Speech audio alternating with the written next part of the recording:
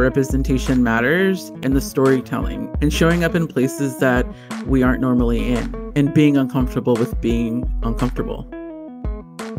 Hi, everyone. I'm Amy Devers, and this is Clever. Today, I'm talking to interior designer, fine artist, and curator, Alma Jimenez Lopez.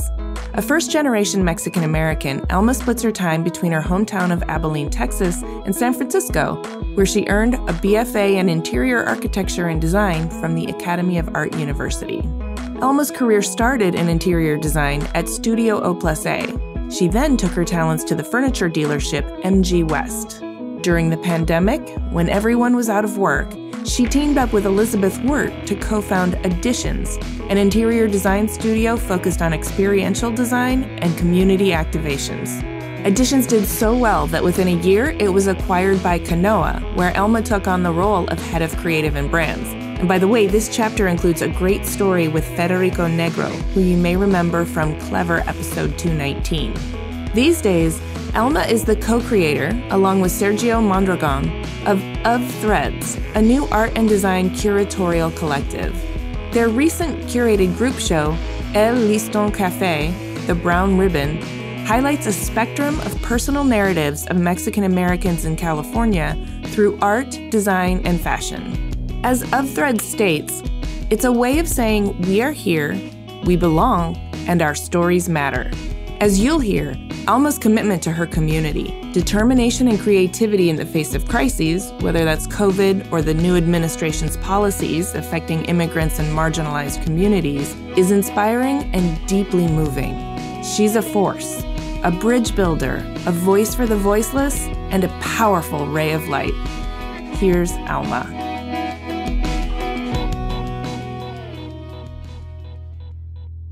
My name is Alma Jimenez Lopez, and I am from Abilene, Texas, and I currently reside in Texas, but I also spend half my time here in San Francisco, which is really where I had my career. I'm an artist, I'm a designer, I'm a culture curator and, activist, and I really love to just bridge between cultures, communities, and disciplines.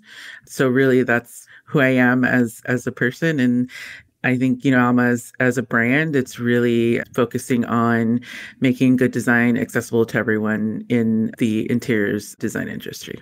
Thank you for that. I love a good bridge builder. That's that's my favorite. I think all of the really fertile and exciting stuff happens in the gray areas that haven't had the bridges built yet. Yes. So I'd love to understand how you got to be the way you are by going all the way back to ground zero. Can you talk to me about your childhood and your cultural background? Yeah, absolutely. So as I mentioned, I'm from Abilene, Texas, which is a small town outside of Dallas, Fort Worth. I'd say about 2 hours west of it. Both my parents are from Mexico. They're from Guanajuato. But they came to the States in the late 70s, early 80s. And Abilene is the first place that they had come to. So really, again, born and raised there. It's definitely a blend of a community there where predominantly white, but there obviously was a heavy presence of Mexicans there. So it was, I feel like that whole upbringing was so special just in general because it's Texas. So I feel like I love the culture of Texas in the sense of, like the cowboy, like for Mexicans, it's very like the Tejano culture, which is really deep part of my roots, but beautiful place to really grow up in, but small nonetheless, right? As I start to jump into like how I got to San Francisco, around 18 years old was when I look back and I have no idea what made me pick San Francisco or California. I just knew that I always wanted to come to California, decided to come to the Academy of Art here in San Francisco. And interestingly enough, I really didn't grow up around art, which is interesting to think of because I appreciated interior design, but I feel like I learned a skill, right? I learned a skill of being able to, work in AutoCAD, do 3D renderings and things like that. So I think it's just a testament to just the drive and I think the ambition that I had of really trying to find something that I was really good at. And I think with interior design and in hindsight, now that I look back at it, probably one of the upbringings of growing up as a first generation American for my family is that early on, like I always just kind of had to be the person that had to translate or go with my parents to the doctor's appointments. And, as like a child, you think about it, like, how was I 5 or 6 years or, this like 7, 8 year old age and like having these full blown conversations. And I know I'm jumping around a bit because I'm trying to get to the point of that it's something that I never realized was a superpower because I have the capabilities to see people that don't have voices or that need help in that form, right? And I say that because that's no wonder I'm successful as an interior designer because I understand clients, I understand their needs, I can just intuitively and empathetically like feel what they need. And I think that's why my career has been so successful in the design industry and why like just something powerful that I think I just realized recently that it's actually not a painful thing. It's actually the thing that makes me who I am, right? And I say that because it's like, as a child, like we're supposed to be curious and like kids and play around, but I definitely was really an adult at a young age because I had a lot of responsibilities, which I think is a common thread for a lot of first Americans, not just Mexican, but in general, like first American generations. I've heard that before. So I'm aware that there is a lot of responsibility and that because you have to become an adult so early, your childhood almost gets stretched out. Do you find now as an adult that you seek out like sort of childlike joys? Absolutely. Yes. I think I've just always been a bright, like a child. And I think even with my interior design, there have always been like very bold colors. I remember designing a company's headquarters and I had like hot pink in there. I had like, it was just like these, really eccentric colors, but I didn't realize like how much like I was always in design and art was always trying to get back to that childhood that I didn't really get to have. Right. Yeah. Thank you for sharing that. I really want to go back to this superpower that you developed of being able to sense and intuit the needs of those who don't have a voice. I think that's really powerful. And I understand that your translation is not just language, right? It's translating unspoken into spoken. It's translating materiality into the needs of an environment or the needs of a human into the materiality of an environment. And, you said early on that you're a bridge builder. And I think a lot of times when you become attuned to the gaps that need bridging, you also develop this really keen sense of what's missing. Would you say that's true? Absolutely. Absolutely. And then as a creator, you take it upon yourself to design the thing that's missing. And that is how the world gets made. And that's how the world gets shaped. And you're a pioneer of that.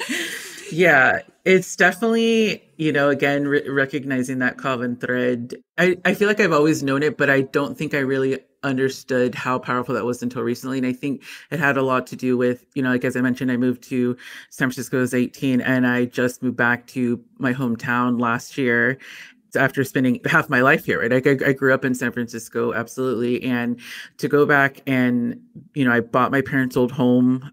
Wow. So I got to like go back into this childhood that I hadn't like existed in, which also is a lot of like childhood healing that's happening, right? And my parents obviously were still living at the house, but they ended up moving back late last year back to Mexico. So it was like so much movement of like they were like done, they retired, they like we're leaving, like we'd love for you to buy the house. And so it was just like so much growth that happened, so much healing, so much just it explains why I also did Of Threads, which is, we can talk about that in a minute. There's just so many things that are so connecting at the moment, but what does it mean to inherit heritage? And I think with that, talking with my parents, really getting to know them as individuals and them getting to know me, I think just was so powerful in being an adult around them, right? And I know it's a privilege to do that. It is a privilege, and it's also a brand new relationship in a lot of ways. Mm-hmm. And the adult parent-child relationship can be very essential and healing. The baggage of childhood, none of us escape it. Mm-hmm. And it's all relative, but the job of adulthood, I think, is reconciling with all of that and understanding your maladaptive coping mechanisms. Yes. And trying to maybe redesign those so that they serve everyone a little better. But I want to know specifically about you, like what type of healing occurred in this last year with your parents and with this inheritance of heritage. And I also want to know how you connect to Mexico. I think with my parents, like the healing that happened was existing in the childhood home that I grew up in, that obviously has amazing memories, but also has that, like, what I used to feel was a burden of like, okay, I'm back here and I was such an adult as a child here, and reconnecting with them and having dialogues of, I think it's not just a first generational thing, but I think when you have immigrant parents, it's like you have a hard time setting up boundaries. And I think for me, I was really setting boundaries within them. And I think I always thought that we couldn't understand each other because they speak heavy Spanish. They can speak English to a degree, but they can't read or write in English, right? So there's already a disconnect there in that form. And because I moved away when I was 18, it's almost like I also removed myself a little bit from speaking Spanish, because there's so much of like the assimilation that like I, with really being Mexican American, of like, I'm Mexican when I'm with my family, but then I'm American when I'm not around them.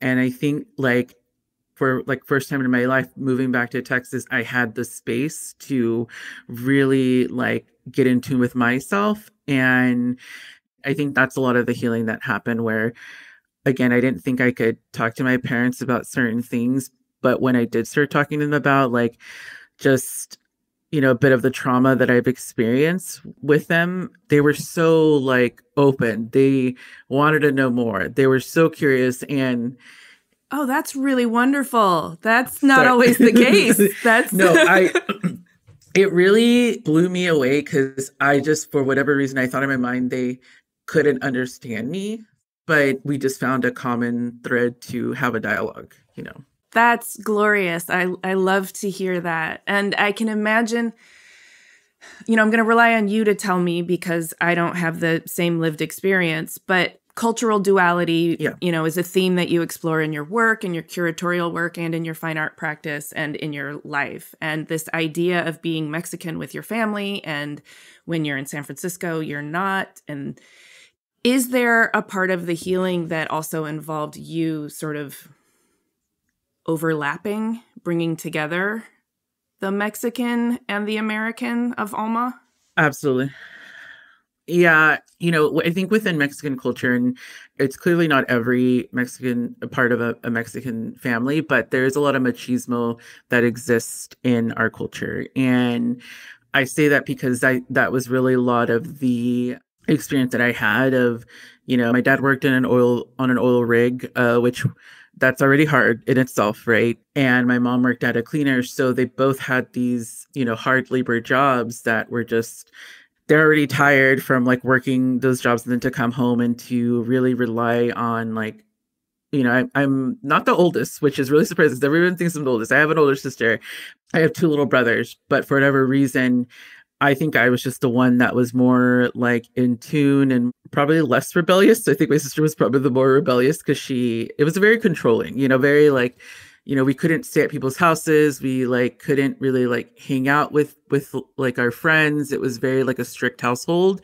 And I think that was just because my parents worked so much. They were trying to protect us, I just felt like I paid attention to my parents in that form. But, that was really the dialogue that we had of, you guys put a lot of weight on me, and like, I'm trying to express that it's like not healthy, how I was treated. Right. And I think it took them a while to understand, because they're like, but, you're the strong one. Like, you're the one that like, we don't have to worry about. And I feel like when they would, we would talk about it, I would just get so emotional, and I'm like, but it doesn't mean that I'm not tired, right? So it was just this, and to be like, my parents getting emotional as well, and they're just like, I didn't realize that that's what we were doing, because they also like, come from leaving their families as well at a young age. So all they know is like a survival. So they also put the same survival on us, right? So I think to be able to like have the opportunity to talk about it and them seeing that and then immediately going into a parent mode where my mom, was like checking up on me. I could see my mom trying to like do these nurturing things as I lived in the house. And, even my dad too, like he would see me outside, like building my studio, and he'd come out and he'd like pull a chair and he's like, you sit there, I'll do it for you. And we just like sat there and my dad's building this furniture for me, just having this like surreal, like, this is what was supposed to happen. This is how, so I think that's why it gets like emotional to think about it, but like how powerful to have that moment where I thought could never exist, but actually got to exist before they headed back to Mexico. That's so beautiful. Yeah. And I'm constantly reminded that life experience is so nonlinear, and it's almost like a disservice to think that childhood happens only when we're young. Yes. Yes, exactly. I'm so glad you had that moment. And I'm sure for your parents too, it was probably really healing for them to be able to participate in your life in that way and understand you on that level, Mm-hmm. Yeah. And I realized that because my parents also don't have the words to express what they're doing, it was also like teaching them what those words were. So it was like we were being parents to each other. And there was also a time, and I'm going to try this without getting emotional because it's like, it's so powerful when I think about it. But when my dad retired, when I first got back last year, I could tell my dad didn't know what to do with himself because he's just been working in this field for a very long time.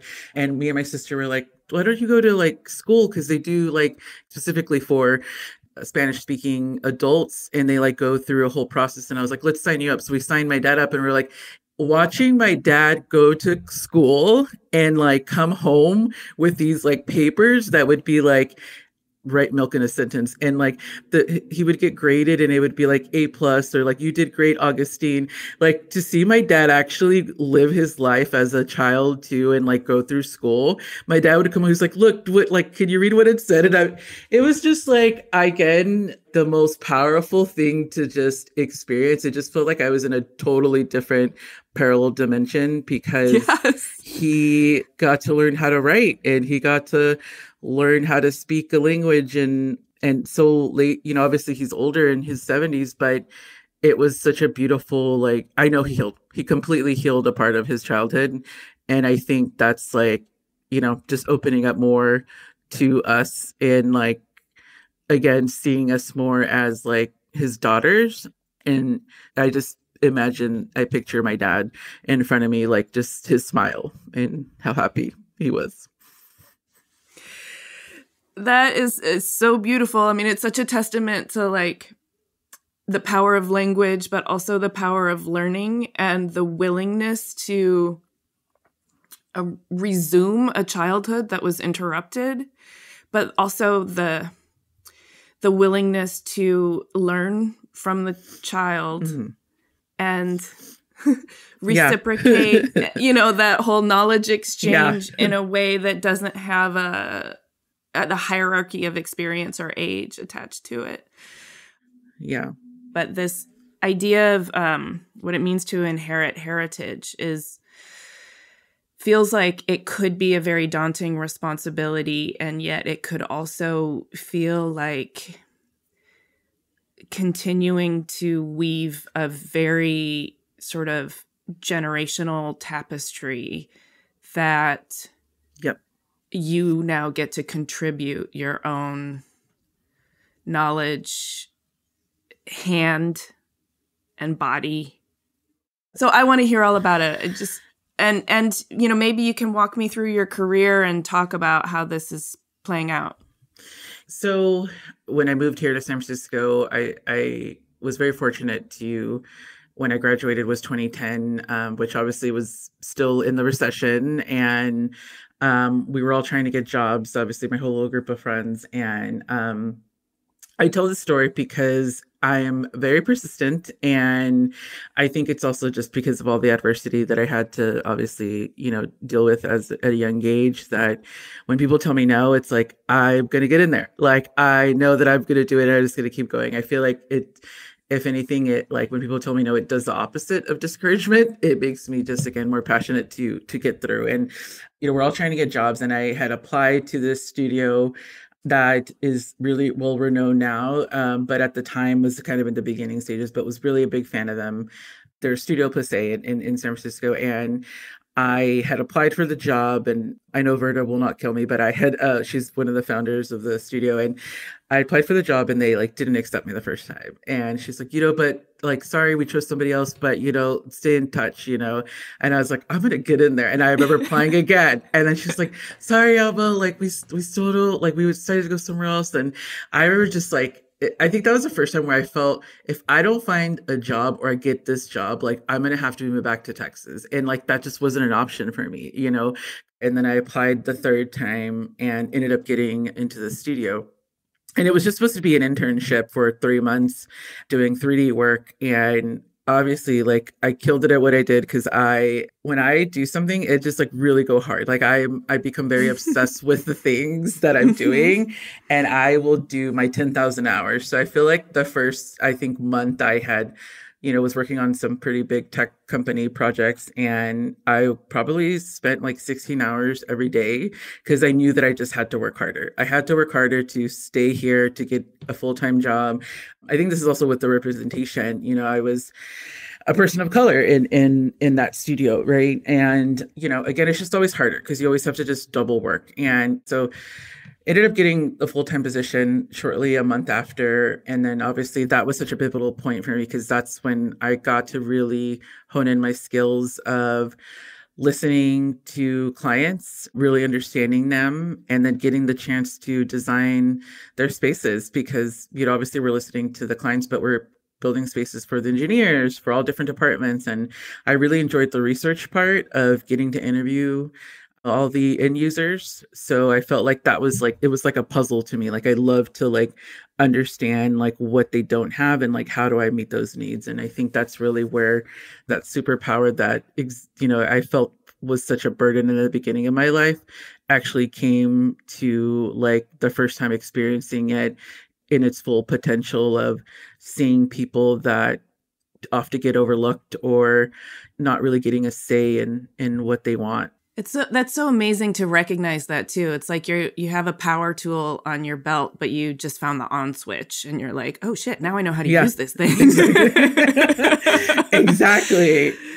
So just for our listeners, you were doing like new construction interior design? Yeah, it was commercial interiors. And particularly what I ended up becoming such a fan of was the furniture part. And that's where I became like the FF&E, which is furniture, finishes, and fixtures abbreviation. But that's when I really became like the guru for that. And I think it was just all the parts of, okay, how does this chair look in this space and this color it was just something that I just really enjoyed putting together. I was doing interior architecture for, I'd say, a good 8 years, and it just became my whole world. So yeah, after those 8 years, I ended up going to a furniture dealership where, I really got to step more into that and build their creative team. That was at MG West in San Francisco. So we were doing huge accounts, and again, the opportunity came to lead a department and build it. So I got to first taste of, again, building something from nothing and hiring the right people, and built a really well-rounded team, because I had always loved to build. So it was nice to kind of transition and like, what can Alma do as like taking all of that and really transform what that industry is. And I have to say, I do really feel that I did make an impact of that, because dealerships aren't really looked at as like, design forward thinking. And I think it's because they're kind of like the end thought of a project. So I feel like for me, the exciting challenge of it was how now that I'm building this team there and changing the design perspective for that dealership, how do I connect with interior designers? And that's where the bridge came again, right? Where Yes. I became this bridge of like, I'm an interior designer as well, and I understand what you're looking for. Like, this is how we can work together with furniture. And I feel like I did that with so many big interior design companies and just connected them with this dealership that I was at. So it was, again, first taste of being able to build a team and then becoming a bridge again, which was really exciting. From the skill of doing the actual interior architecture and the specifying and the FF&E to the skill of being a leader and building a team, a really well-rounded team, and then taking that team into areas that traditionally they hadn't gone with dealerships as an industry. I'm wondering, like, as you're evolving through this and achieving so much, you're growing your confidence, I assume, and it's also probably expanding your horizons in terms of like, hey, what can I do with this force that is Alma, with this superpower that is, seeing the invisible and knowing how to translate it into the real? Yeah, being at the furniture dealership, I started to expand so much more into furniture. And not only was I building those bridges, but I then started to get the attention of these furniture brands because my whole job, too, aside from building a team and designing and being able to connect, I was also supposed to research and find new brands and brands that aren't in the US, finding them. So I actually got to travel to Copenhagen and like Milan and all these places to find manufacturers to bring them to the US and connecting that. And I feel like that was the first time where I was like, oh my God, like I am actually helping these brands come to the US market and break them in. And I started to get more attention from these brands, and they would actually start asking me to give them feedback on product development. So all of a sudden, it just opened this huge gate of, that whole understanding and bridging that I just didn't realize how great I was at it and how much I excelled at it. So yeah, to answer your question of the confidence, I think it's just something that builds. Yeah.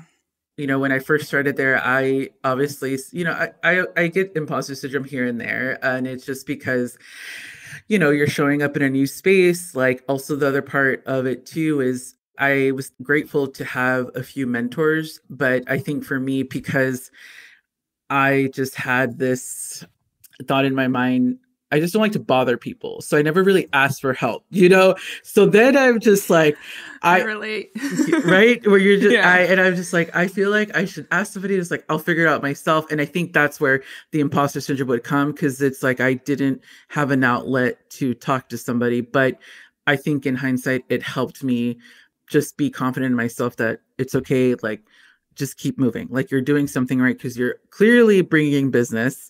You're clearly connecting these brands and helping them come to the US. Like just keep on that path, right? So I loved my time there.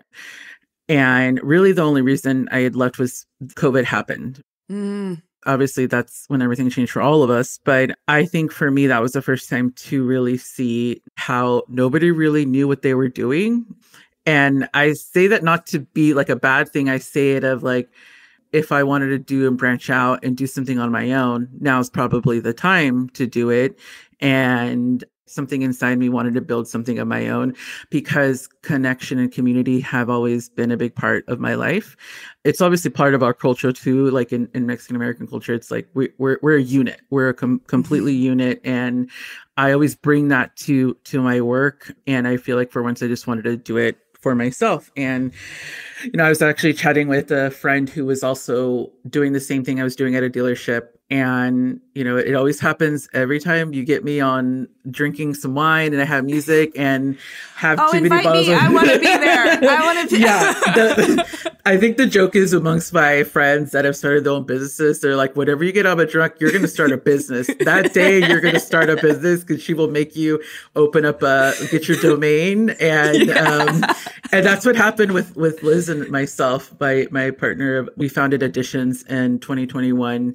And we really wanted to focus on experimental design and community activations because, again, as I said, COVID had happened and I really felt it very hard. All these brands that I helped connect to the US and, my friends that were in the furniture making business locally And I remember just feeling this despair of like all these like, beautiful brands, like, what are they going to do? It's COVID. How are we going to sell furniture? How are we going to deal with all this? And my really good friend, who's a furniture maker in Oakland, she had called me. She's like, Alma, I just signed a lease and there's no work. Like, what am I going to do? And I remember being so emotional about it. And I think that's really why this conversation with Liz had happened, because we were trying to connect ourselves, even though we were competitors, we were trying to have a dialogue of like, how do we support our community? Because this isn't just affecting us as our companies, it's affecting this entire industry. And if San Francisco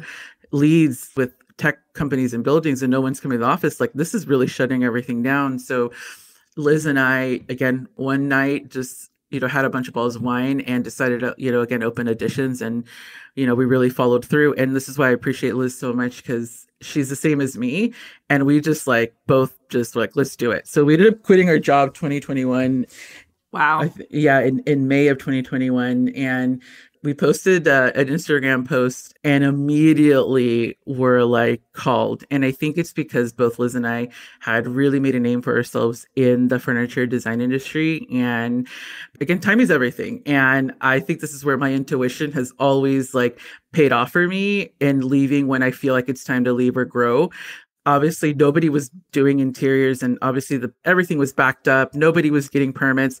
So the only thing people could do was do flexible work, and that was moving furniture. And obviously, I had spent the last 4 years finding local, manufacturers, like being able to buying used furniture. And Liz and I we just got busy. All of a sudden, we were working with Palo Alto Networks called, like LinkedIn called, like these tech companies that are like, hey, we want to think about what the future workplace is, and we need, designers to help with flexible space. And we just got busy. So yes. So that's one thing that like was an outgrowth of COVID, is like the future of the workspace, which has been a contextual conversation for years now, but you were right there at the inception, at ground zero of what's the future of the workplace. Yeah. Oh, wow. Timing is everything. Everything. I know. And we were brokering deals. We had no idea what that we were doing brokering. We were just like, oh yeah, we're building this company. They have used furniture. I think you guys should just swap furniture because you want something new. So again, we just got busy. And at the same time, because we said we never wanted to work for tech. Obviously, we took the work because we had focused on creating a community exhibition, which was called Temporarily Available, that took place in Berkeley in October. And that was when I really think we, in some ways started to revitalize San Francisco design, because again, it was like us gathering 12 Bay Area artists and spotlighting them. So obviously in the mix of like doing this work for these companies and rethinking what workplace meant, we also were doing community activations. I mean, this also sounds like the first official curatorial position. You're kind of a de facto curator when you're FF&E. Yes. And it sounds like you've always had this pull towards the curatorial, because it is about community and connection. Exactly. And it is about giving voice and platform to those who need it. Yeah. I also just want to call out the This Is America exhibit at Alcova at Salone. I'm so glad you're in bringing that up. 2022. Yes. Interesting enough, there's so many connections here. I was on Instagram and really trying to find community, and I saw a post from Hello Human, which is a PR agency. And because I saw that Instagram post about community, and they actually had this democratizing what PR was, and where there was a pay system that like supports based on your needs. And that's how we got connected to Hello Human, and I reached out to Jenny, incredible PR agency. And they got the opportunity to show up in Milan, Salone. And this was all kind of happening at the end of 2021, when we had just did our first activation in Berkeley, which, using their method, we actually got, had press on Design Milk and Sight Unseen, which was insane to us, because that's like, to the first time to get acknowledged on those publications was like huge. Yeah. So thankful for them in helping us support us as a small business. But yeah, that was when the opportunity came. And at that same time in October is actually when we met Federico Negro, who is from Kanoa. And he heard of us because one of our advisors to Editions knew Kanoa and told us, hey, you should check out this platform because you guys are doing FF&E. They strictly focus on FF&E and you should use them. So we actually were Kanoa's first users to really fully use them on projects where, again, we were designing these 20, 50,000 square foot spaces using the platform. And that's how so again, it's like all this was happening at the same time. So yeah, so knowing that we met Fed in September, and then October had the activation in Berkeley, and then got that opportunity, we ended up submitting to Milan and got in. And this is where like we were like, oh my God, like how is this a thing? And really going in based on this is America, being underrepresented, artists and designers. And for the first time, which is crazy to think, that Milan had never had a full American show up in Milan. Yeah. Which is 2020, like 2021, 2022, like to not have that dialogue and narrative.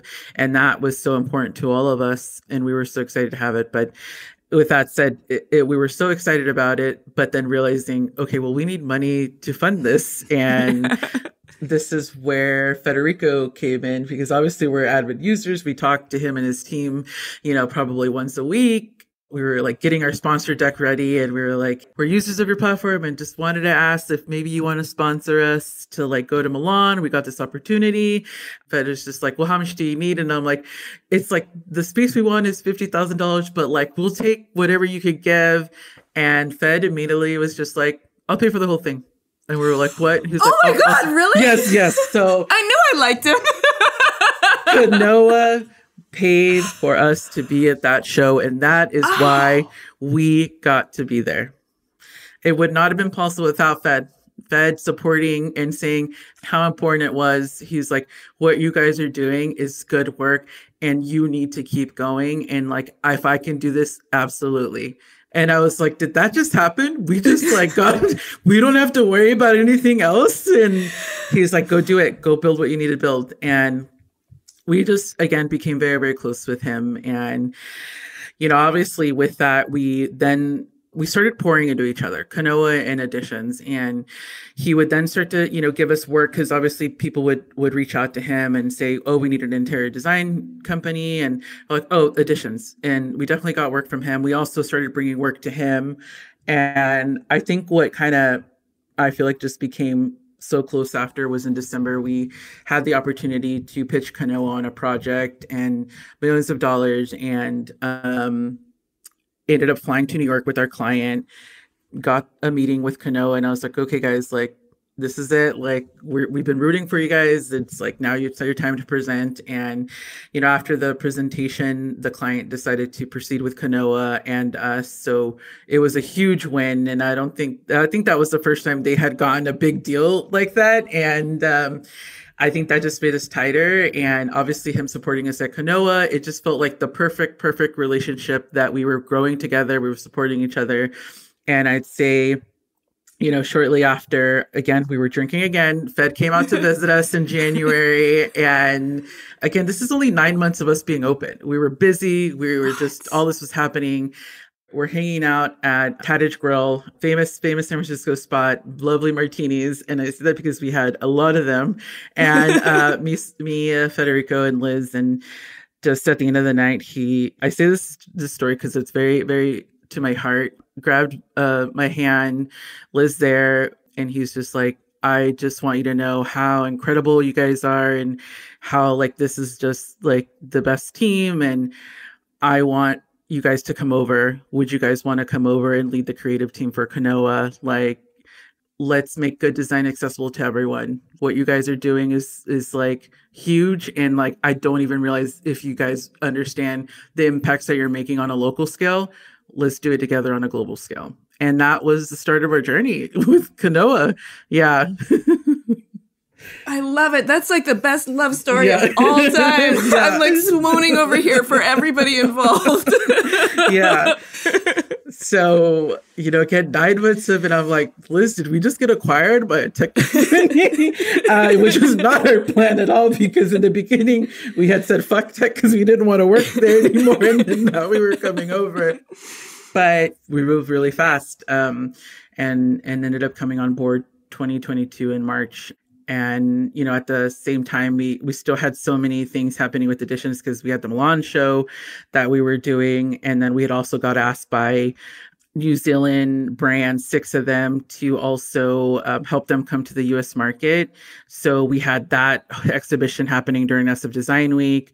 There was just, again, bridging that bridge. We just became very well known to do that. And we're just being asked by lots of brands to be able to help them break into the market. So yeah, I say those because those were very pivotal and important to us. Yeah. And obviously, the Milan show had no idea. None of us had any idea how amazing and incredible that show is going to be. But it just goes to show you how representation matters, and these things matter, and the storytelling and showing up in places that I don't want to say we're not supposed to, but showing up in places that we aren't normally in, and being uncomfortable with being uncomfortable. Mm-hmm. Well, and it's also I don't think America has, since the mid-century, hasn't really asserted a design perspective.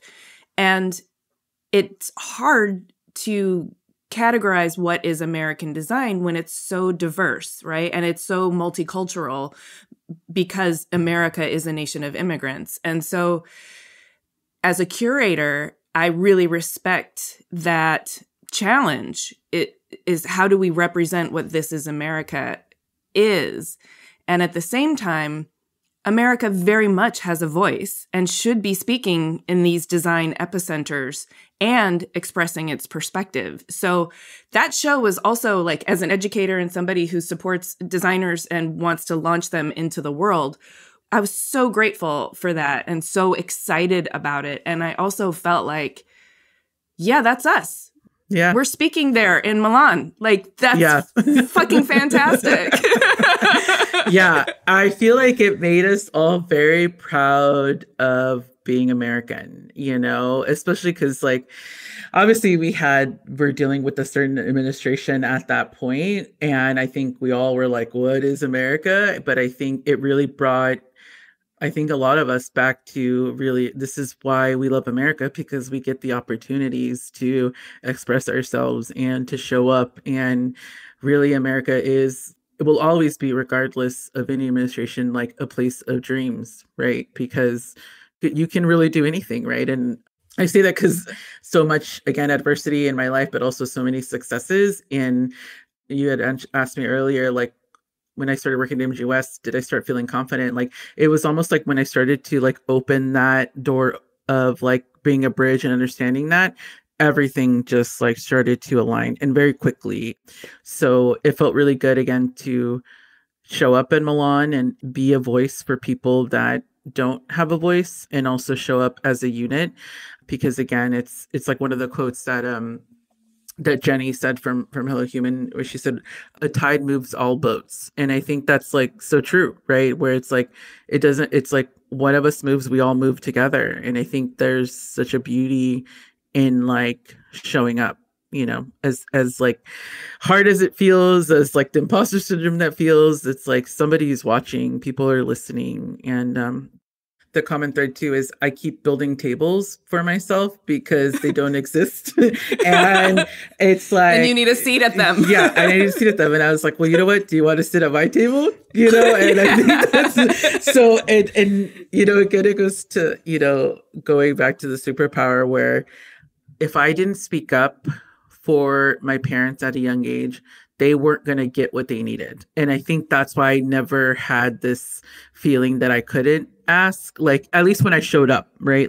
Showing up, and then I'd be okay, I just feel I always had conviction when I really did show up. I'm okay, no, where's this? And I think that's really why I probably moved quickly, because it's just once I'm in that state of mind, I think mountains do start to move, because it's we got to keep it moving. Yeah.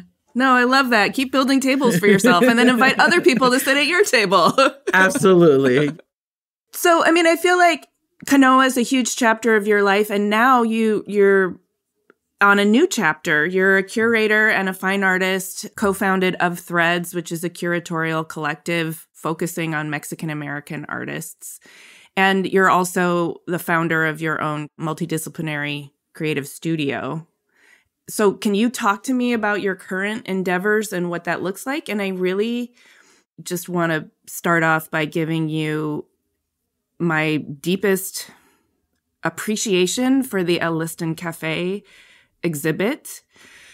There's something so generous about its format, and I've only seen it in photos. I wish I could actually be in this space because I can see all of those objects just vibrating with such a depth of cultural and heritage energy and embodied wisdom that comes through their hands in the craft of it. But also the format is so intimate, and it's such an act of hospitality to invite us into that sort of living room-esque kind of space, as opposed to this deliberately sort of cold white box. Yeah. I love everything about it, and it makes me want to camp there for a long time. Yeah.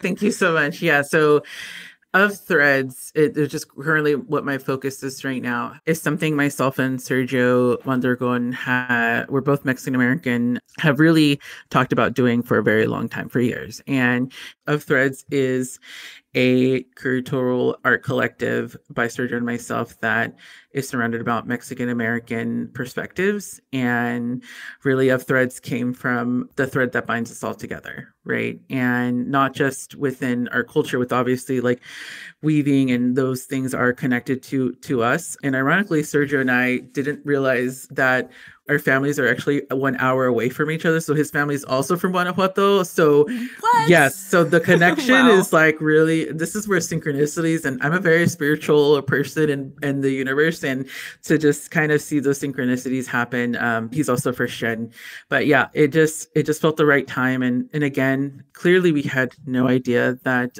this administration that's currently in now was going to be in office. I don't think any of us really thought that. So the fact that we're showing up at the specific time, which is timing is everything. And again, the intuition, what we're doing right now just feels so important. And again, of Threads, the collective, and El Liston Cafe is the exhibition. And El Liston is the brown ribbon, right? And, really much like Threads, it really holds true to our mission, which is to weave together our Mexican American identities into something cohesive and undeniable, right? And ribbons really carry a lot of deep cultural significance, whether it's like braids in our hair, whether it's like for celebrations, for just really a part of our culture. And the cafe obviously is brown, which really speaks directly to our skin, our identity, and just at this time right now, how we're, frequently marginalized. And I think it was just really important for us to create a show that highlights these artists, and by also still sticking with our, identities of being Mexican and American, as we've talked earlier, how they really exist sometimes in two different worlds. And we really wanted to blend, like, what is that gray area? And that's the area that, we want to live in and be in, where let's not focus on the differences and like what actually binds us together. So that's really the connection of the ribbon and the thread. Oh, that's beautiful. That's amazing. I think also one of the most powerful and effective ways to dispel toxic narratives and stereotypes is through artistic authenticity, personal narratives, and vulnerability. And I just appreciate how powerful it can be to just be very intentional and expressive around that dual identity, that cultural inheritance, and to claim both your American side and your Mexican side together and proudly, and to also help others understand what that dual identity looks like, means, and feels. Because you're not excluding people from that. You're inviting them into it. Exactly. And I think that's really when you mention how we showed up here, because again, white cube gallery spaces have been a space for exclusion, and really like this experiencing art from detachment, neutrality, and like an intellectual distance, right? Where it's like, don't get too close to the art. And like for me, particularly, art for me has never been experienced like in that isolation, because I feel like art to me, our artifacts are the things we have in our home, right? The objects and things we use and the rituals we carry forward, which is why this conversation of how do we inherit heritage has been so predominant of like this show, because we really wanted to create an immersive setting where we reclaim a space that feels inherently ours, right? And experiencing stepping into our personal homes, which like I mentioned, last year I bought my parents' home, and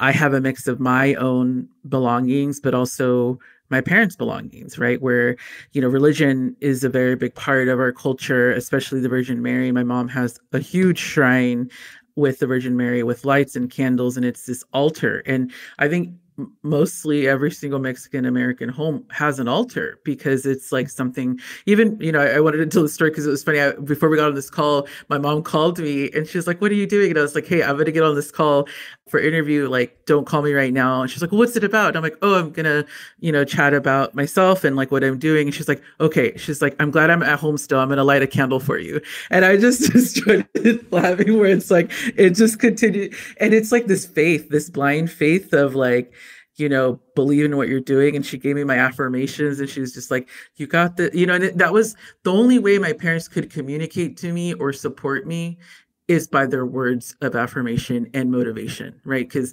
they don't know what it's like to work in a corporate, they don't know what this world is. All they have is their faith and belief that I can do something, and that is instrumental, right? Which is why these altars are so important in our culture. And what we really wanted to showcase in this show was that you feel us and you feel our existence. And like, it's a privilege to be able to pop up in San Francisco for this time, and to have all these artists that I just, how it naturally came about, we're all saying the same narratives and creating art for themselves that they would like to have in their home, as well as like sharing it. So it feels like, again, the entry of the gallery is like your standard white, beautiful paintings and, ceramics and lighting. But in the back room is where we created this immersive experience. And I don't think we thought about it, but the back room was the one that was filled the most. Like, it's like nobody wanted to be in the front. Everybody wanted to be in the back. And it was like packed in there, Amy. I was just like, I can't even get through. And I'm like, they're just hanging out. They don't want to leave. And it was just, to me, just so eye-opening to feel that we really just did ourselves and showed up authentically, and everyone could feel it. And we even have a Virgin Mary in the back that's in this little shrine, and it has a photo of me and Sergio when we we're little, and it's just like the most recorded thing, like just like and it was just so emotional. I think for all of us, we were like, oh my God, like, they loved to see us, and they got to see us in such a vulnerable place. And I think that's also why Sergio and I, obviously we're creators, but we also wanted to be in the show because we wanted everyone to feel that we were being vulnerable with them. And why we chose Glass Rice too, which is an important story, is we originally wanted to stay in the Mission in SF, which is a predominantly Mexican, a Latino area. But we were like, no, we need to show up in places we're not supposed to, or feel like we can't.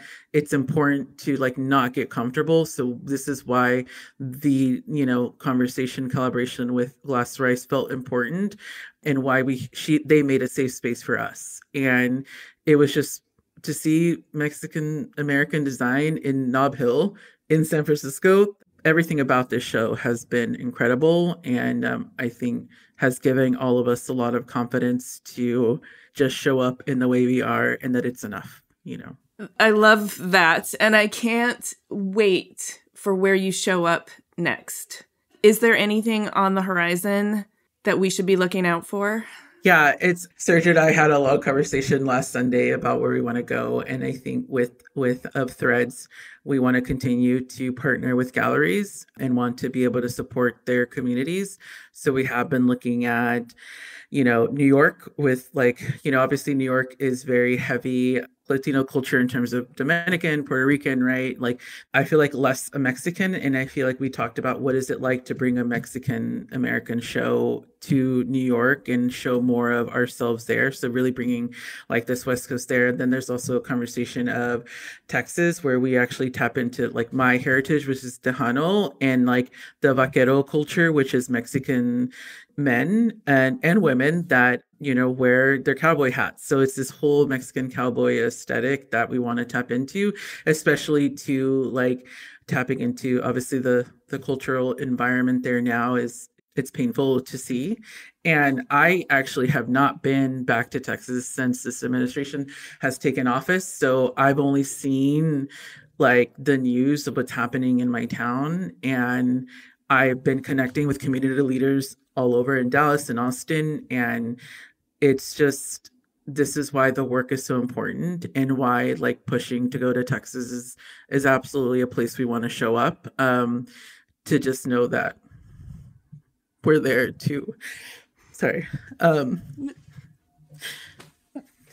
we're there to support and really that they're not forgotten. And, obviously with Mexican Americans that are there, but also trans and queer. And it's a very, very hard place to be right now for, people of color, but also just people that are different,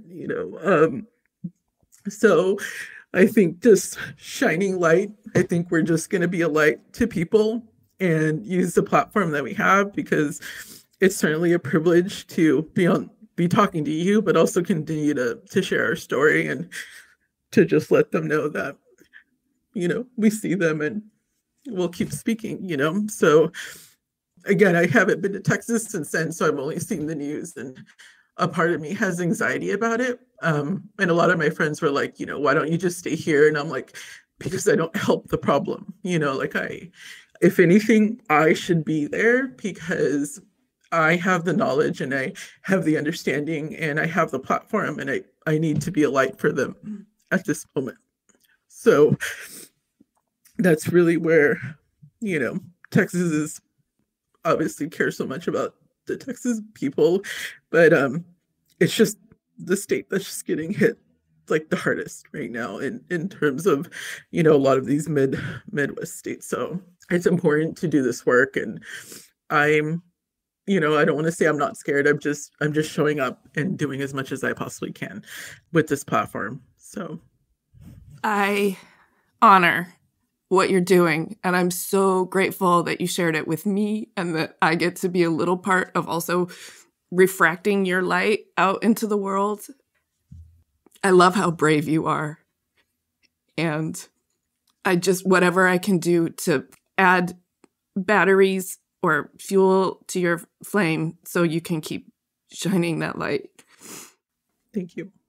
It's important and it's super brave. And you have touched me so deeply. Thank you so much for just showing up with your full self here today. Yeah, thank you so much, Amy. I appreciate it, and I appreciate you making space and making this platform. And I'm here to support you too. So anything you need as well. But I'm so grateful for this opportunity. I feel like emotional, but also in some ways that was like very beautiful.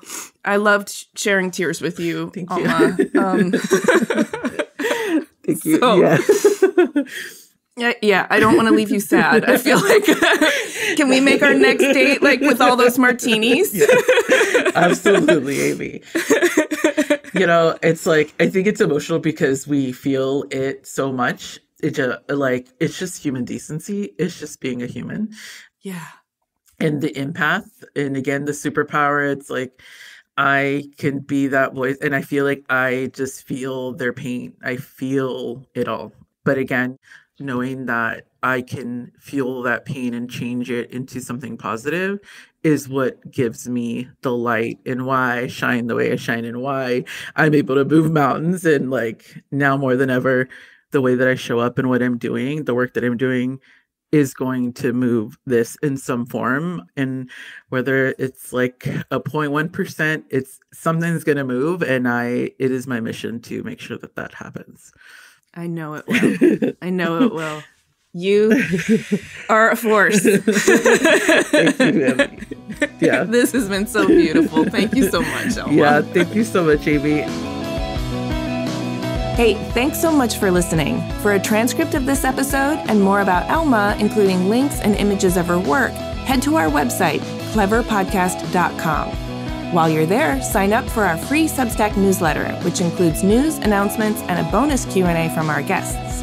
If you like Clever, there are a number of ways you can support us. 1, you can complete our listener survey at the link in the description. 2, share Clever with your friends. Leave us a 5-star rating or a kind review. And 3, hit the follow or subscribe button in your podcast app so that our new episodes will turn up in your feed. We love to hear from you on LinkedIn and Instagram. You can find us at Clever Podcast, and you can find me at Amy Devers. Clever is hosted and produced by me, Amy Devers, with editing by Mark Zurowinski, production assistance from Alana Nevins and Anushka Stefan, and music by L1011. Clever is a proud member of the Surround Podcast Network. Visit surroundpodcasts.com to discover more of the architecture and design industry's premier shows.